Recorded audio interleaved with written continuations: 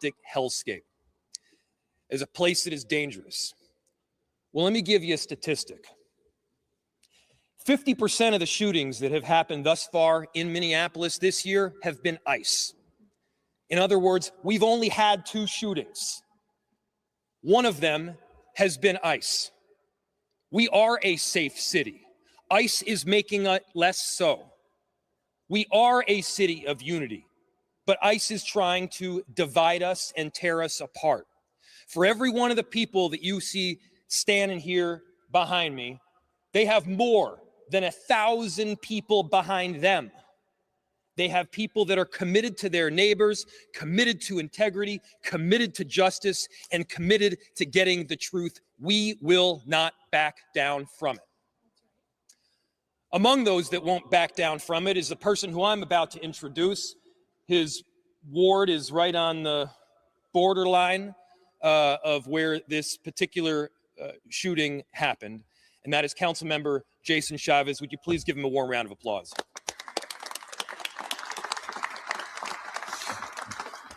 Good morning. My name is Jason Chavez, and I have the privilege of representing Ward 9 on the Minneapolis City Council, where ICE murdered Renee Good. I want to let you all know that our entire community is mourning because of the inhumane tactics of ICE separating our families, forcing people back into the shadows, and the pure brutality by Immigration's Customs Enforcement. The videos that we have all seen, yourself included, does not match the false narrative from the federal government. In fact, you could hear the words, "I am pulling out," moments before ICE decided to take the life of Renee Good. She was a mother, a wife, and a beloved community member, not a domestic terrorist. I'm calling on Trump's FBI to allow the Minnesota BCA to have access to all the information so an independent investigation can occur. It is important and critical to our community to have a sense of trust in this process by having an independent investigation to present to the county attorney so that adequate charges can be made. But most importantly, I am here on behalf of my entire community, echoing the calls to arrest, to prosecute and fire this ICE agent who murdered Renee Good, and to hold those accountable complicit in this crime. What has descended upon Minneapolis and in this state is not the American dream. It is not what the American dream is about. Our immigrant neighbors are here to work.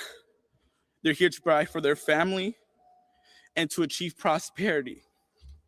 Instead, what we are seeing in Minneapolis and across the state is ICE kidnapping our family, following folks driving to work and kidnapping them, following people as they're heading to school or to the daycare, picking up our immigrant neighbors from bus stops. While neighbors are struggling to afford groceries, they're picking them there as well. I've personally been on the streets since this first happened, and I've seen too many ICE agents kidnap our neighbors from their cars. And to that, we're always going to condemn it. And as we continue to ask for justice for Renee Good, we're going to ask our community members to stay on alert. As a proud son of Mexican immigrants, I ask Minneapolis and Minnesota to rise up, to do everything in their power to defend our immigrant neighbors, to continue to observe the illegal actions by ICE, to blow your whistle when you see immigration enforcement in your neighborhood,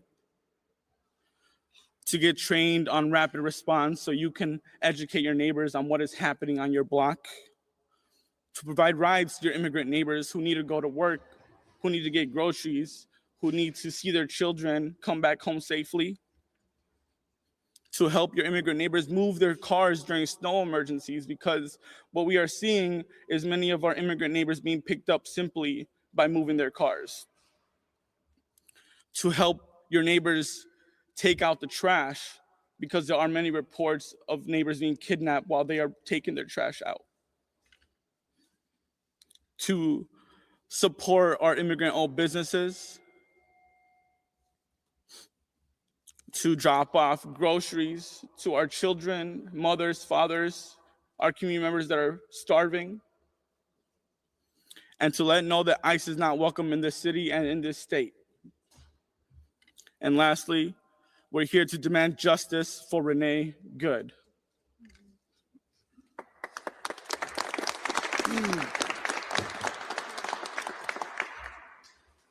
My name is Aisha Gomez. I serve as the state representative for District 62A, the south side of Minneapolis, where our beloved community member was murdered this week.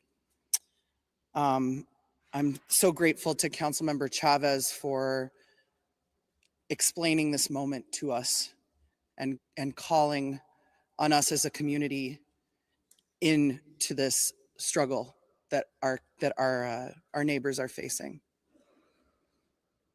With respect to the investigation into this shooting, there's really only one question in front of us. Are we going to design a process that's legitimate or not? In 2020, the state legislature created the Force Investigations Unit after the murder of George Floyd, which happened right around the corner, 7 or 8 blocks away from where Renee Good was murdered. This unit was established after a long process of looking into what are the best practices when there is an officer-involved shooting. We learned a lot about this in 2020 in Minneapolis, unfortunately.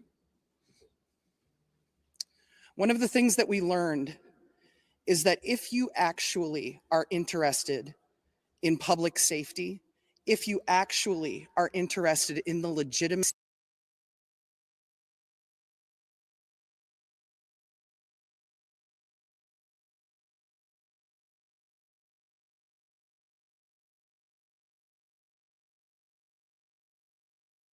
of a law enforcement force, do we want a legitimate investigation that pulls in the professionals of the Minnesota Bureau of Criminal Apprehension who are trained to do this, who have done this over and over, who have the kind of local connections and local legitimacy that the FBI could just never have because they don't have that kind of presence here?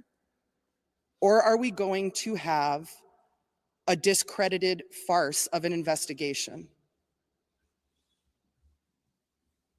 And so as a group of elected representatives who are deeply invested in the safety of our community, and thus in the legitimacy of these processes, we call on the FBI to share the evidence with the Force Investigations Unit at the BCA and have this be a legitimate and trusted investigation. Thank you.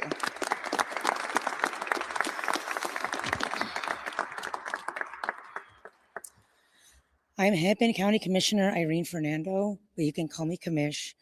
I use she, her pronouns, and I'm a very, very proud child of immigrants. I'm the youngest woman to ever serve on the Hennepin County Board.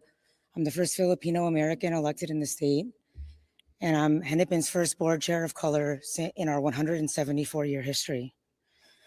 My heart is grieving for Renee and her family. This is an unimaginable and preventable loss.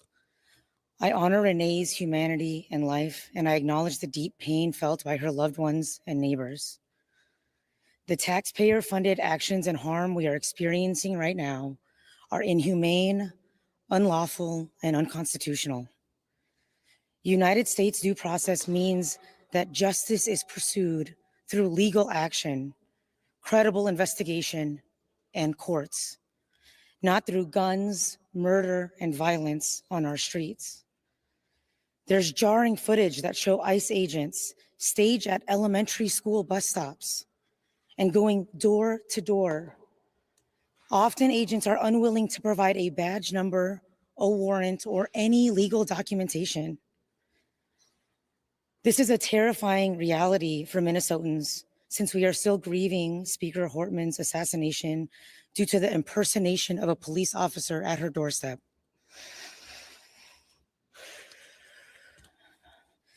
Our community has experienced a national spotlight with law enforcement shootings, which required significant change and reform on how such cases are examined, investigated, and communicated to the public.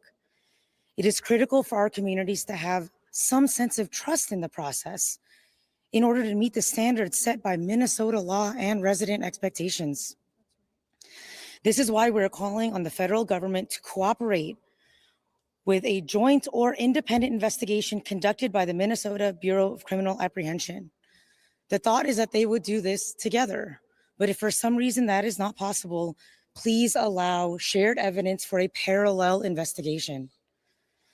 The Minnesota BCA is the only nonpartisan state agency equipped to investigate robustly and effectively, in part due to their establishment of the Force Investigations Unit. They have the expertise, they are equipped, and they are ready to pursue justice on behalf of Minnesotans. Alongside their own investigation, the BCA, alongside the federal investigation, the BCA can and should conduct this parallel process, which means full access to the information, evidence, and case file. Because in Minnesota, we expect that investigations are completed by the BCA to then get reviewed by the county attorney to determine if the use of force was appropriate or not. We have a process here to review force. We have full trust in this process and in the county attorney to do the objective review needed based on the facts and Minnesota law. The idea that our federal government would not fully cooperate with the BCA in an investigation creates even more mistrust among our community members, because we know federal investigations are very rarely released to the public. Our justice system, and we are here together to ask for and request full cooperation by the FBI and the U.S. Attorney's Office to provide full access to the BCA so they can conduct a thorough, complete, and independent investigation to determine if the use of force was justified or requires additional accountability.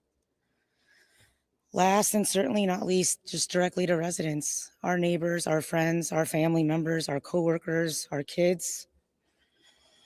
I am very, very proud of our unrelenting courage, compassionate caregiving, and a fierce resilience towards justice. It feels very hopeful and very fearful, but together we can and must resist the urge to give in to the numbness that comes from this type of attention.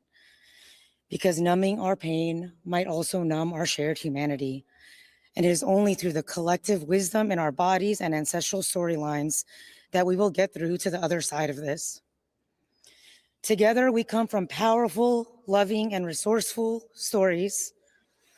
Our cultures and ancestors have found ways to construct creativity from pain, joy from fear, and hope from oppression, and we will do so again today. Ultimately, I do believe that our shared humanity and love for one another will prevail, but that only occurs when we all rise with one another. Leading with integrity, caring for one another with dignity, and fighting for our shared humanity without apology. I and we remain in this fight with you, speaking our truths and leading towards accountability and justice. Thank you.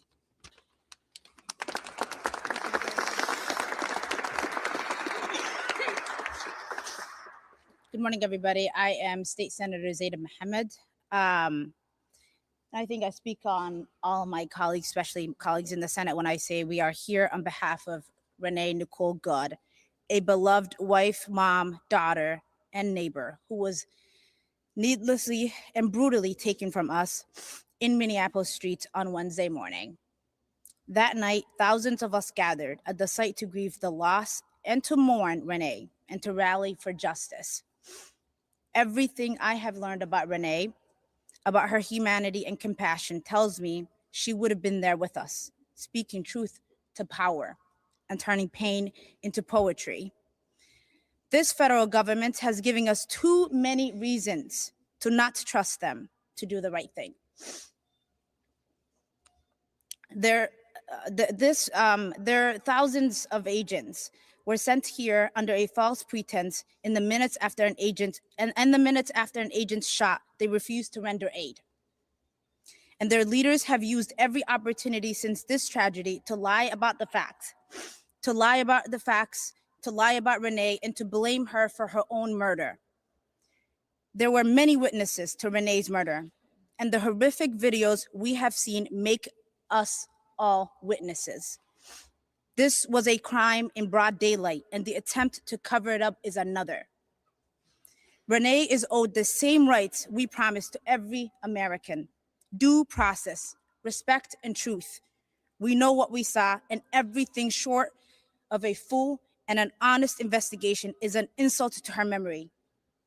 Everything she stood for, and everything we stand for as Americans. At 10 o'clock today, we will honor the life and legacy of Renee Nicole Good with a moment of silence. Every moment before that and every moment after that, we will honor Renee by remembering our neighbor and calling for justice at the top of our lungs. And with that, we will take questions. Josh Einiger from MS Now. Yesterday, at her event in New York, the Homeland Security Secretary was actually asked specifically about the information sharing and the ability for locals to take some sort of investigative role here. And her answer was basically, well, they refuse to investigate illegal immigration, so why should we let them do that? I guess I'm wondering if that continues to be the answer to public pressure.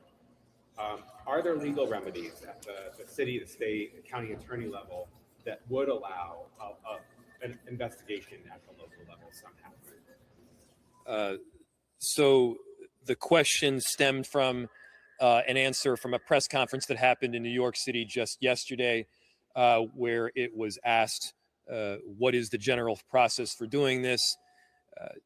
Are there legal remedies that are available at the city, county, state level, et cetera, where we would have the ability to move forward with either some form of investigation or prosecution?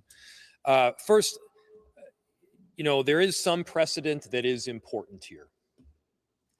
There have been instances in the past where there was some form of shooting or an officer-involved killing that took place by federal agents or U.S. Marshals or beyond that did have local and state entities in control. By the way, we're not even talking just about full control here. We're talking about being at the table. We're talking about an investigation that includes the Bureau of Criminal Apprehension. And for those that may say that we have a predetermined outcome, we are not the ones that are conducting the investigation.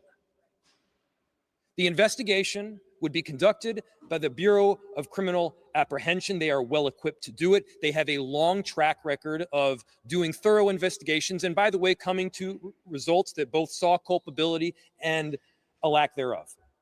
As far as the legal mechanism to do so, I'm not going to jump the gun here and give you a mechanism to prosecute through the county or the state before we actually know what that legal remedy looks like.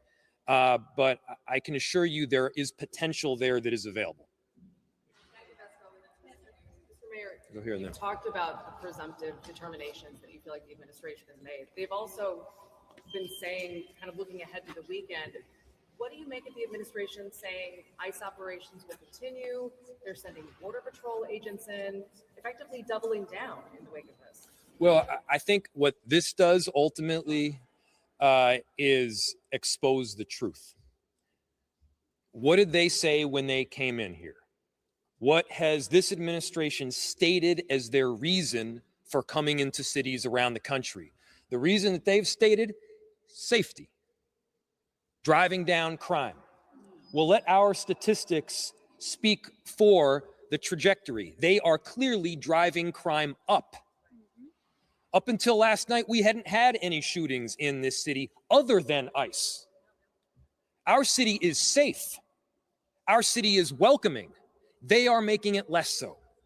And so it is a massive issue that they continue to exert their presence in Minneapolis and beyond. By the way, it's not just our city that is feeling the impact. I know that there are a number of legislators behind me that can speak to that. This administration has also said that they're very pro-business. That's also garbage. I don't have a specific statistic other than anecdotal evidence to point to, but they have had a massive and detrimental impact on a number of corridors throughout our city, including like 80% reductions in customer base along East Lake Street and many other corridors throughout the city. And so bad for business, bad for safety, bad for unity, bad for democracy, and bad for this republic. We want them out. Let's go over here and then go over there. If there is no full independent investigation of this shooting, what will the effect of that be? So the question is, if there's no full independent investigation of this shooting, what will the effect be? I mean, I think it further undermines trust in government. You know, the quickest way that you erode trust in government is to refuse to enforce and hold accountable people on laws that you pass. There are laws that are around this. There are standards that are around this. They should have no concern about having a full and transparent investigation here. See where that investigation leads. Look at the facts, collect the evidence. And the fact that they are for some reason concerned about having other, by the way, police involved, other law enforcement involved through the BCA, that is wildly concerning. We're not asking to be at the table in this investigation here. We do think that people that have some willingness to see things clearly are. The Vice President J.D. Vance said yesterday, he blamed the victim, but also accused the media of lying about what happened. Well, I think we got to get to a point here where we're not trusting everything that they're saying, and I think you guys are there at this point. I mean, I think he also asserted that because you work at the federal government, that you somehow have absolute immunity from committing crimes. That's not true in any law school in America, whether it's Yale or Villanova or anywhere else. That's not true. If you break the law, if you do things that are outside the range, outside the area of what your job responsibilities require, and this clearly seems to be at the very least, this is great. At the most is what you heard people say back here. This is a problem and it should be investigated. Yes. News Nation, a couple of questions for you. First, have you heard personally anything from the Trump administration or the president himself? And also, the administration has pointed to some of your comments right after the shooting as turning up the temperature in this city. Yesterday, we did see some protests that, turned volatile at times. There was pepper spray, there was tear gas. Do you stand by your statements to telling ICE to get out? They stand by their statements. Do you stand by your statements? Yes. I stand by my statements. We stand by our statements. I'll look back to what I said. What I said was it was reckless abuse of power. Yes, it was a reckless abuse of power. I said that what the narrative that the administration was pushing in the immediacy following this shooting was garbage and false and BS. It was. I stand by every one of those. And, this notion of inflammatory comments, I mean, come on, guys. I dropped an F-bomb. They killed somebody. Which one of those is more inflammatory? I'm going with the killing somebody. I'm going to do a couple more, and then I'm sure there's some other people behind me too. Yeah. Donald Trump has said that it's clear that Renee Nicole Good was not just trying to run this officer over, that she actually ran him over. J.D. Vance has promised this officer absolute immunity in this case. Is there any hope of an independent investigation while they're in charge? The way you put it, it's pretty grim.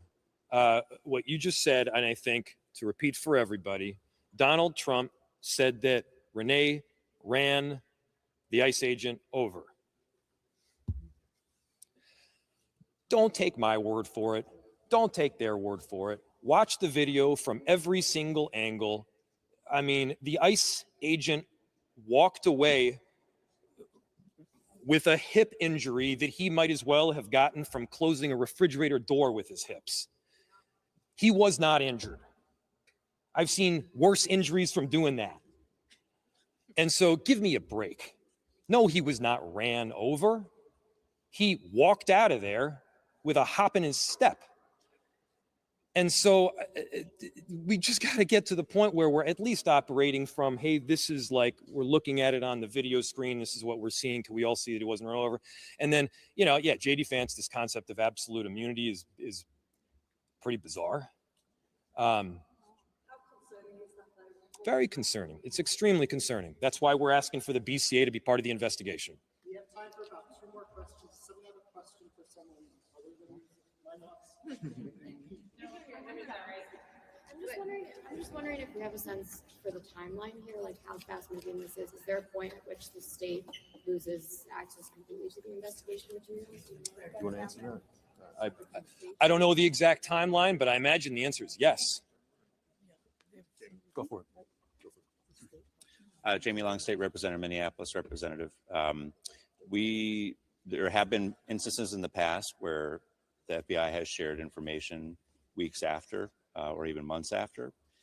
It would be much better if the Bureau of Criminal Apprehension were able to be involved right now. There is time-sensitive evidence. There are memory lapses that happen if you aren't able to interview witnesses right away. And so they were invited by the FBI to participate in the investigation jointly originally. And then for some reason, they decided to walk away. We are asking for their full participation as the FBI intended originally. They were clearly told by somebody that they couldn't participate anymore. And when you have the President of the United States, the Vice President, the FBI Director, Director of Homeland Security already coming to conclusions, and then they are told on the ground that they can no longer be involved with local investigators, that causes a lot of concern. And to us, time is important, but they should be involved in the investigation at any time that they're allowed to be.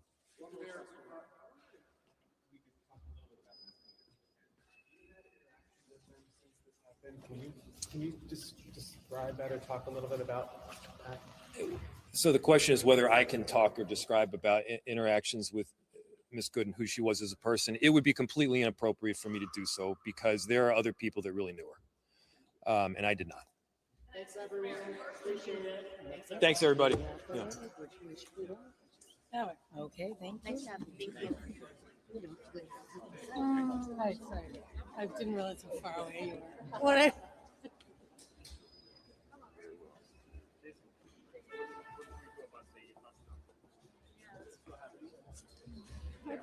And